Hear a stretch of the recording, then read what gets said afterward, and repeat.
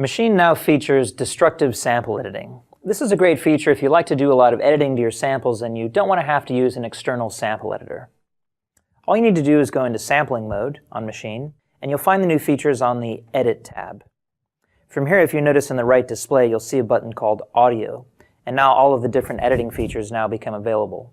I have functions such as truncate, normalize, reverse, fade in and out, fix DC offset, silence, cut, copy, and paste. There's also the ability to duplicate a certain portion of the waveform if you'd like to cut out a certain piece and then paste it end to end. We've also made it much easier to get to just the part of the waveform you're interested in via advanced zooming and scrolling features. If you'd like to zoom in on the waveform, you can use the first knob on the right display.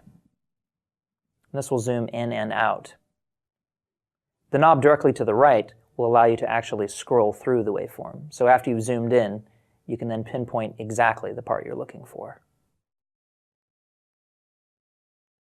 One of the biggest improvements to Machine's capabilities involves its slicing.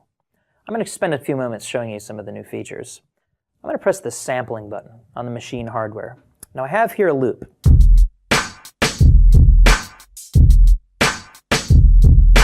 And I'd like to slice that up. I'll begin by going to the Slice tab. Now right away, you'll see that Machine has created for me a series of slices on the right-hand LCD. And you now have the ability to preview each of these individual slices. If I just play a few notes on the Machine hardware, you can see that it will instantly preview whichever slice I've selected. This is really useful so that you can make sure that you're about to do an edit to exactly the slice that you had in mind. You'll also notice that there's a new slicing mode called Split. What Split does is it takes a loop and breaks it up into an equidistant number of pieces. In this case, I've selected 16.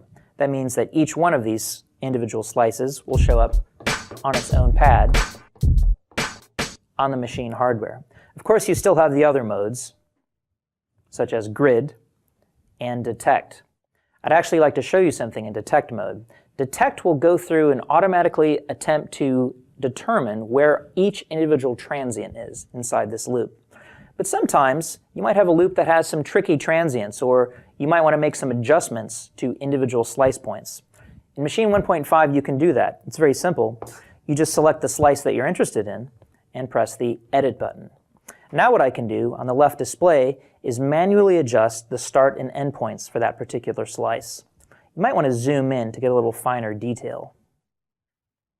And I'll just change the endpoint slightly, like so. Of course, I can do that to any of the slices in the manual detect mode. If I decide that there's a slice that's been detected and I'd like to remove it altogether, I can do that too. I have a Remove button here. Pressing that will actually remove that entire slice from the loop. And now you can feel free to make adjustments to any of the other slices and continue. Machine now gives you the option to import Rex files. You do this by going to the Disk tab in the browser and selecting the corresponding Rex file. You can either drag and drop it onto the intended group, or just double-click it to import it to the selected group. It will also create a sequence that will automatically play the individual slices.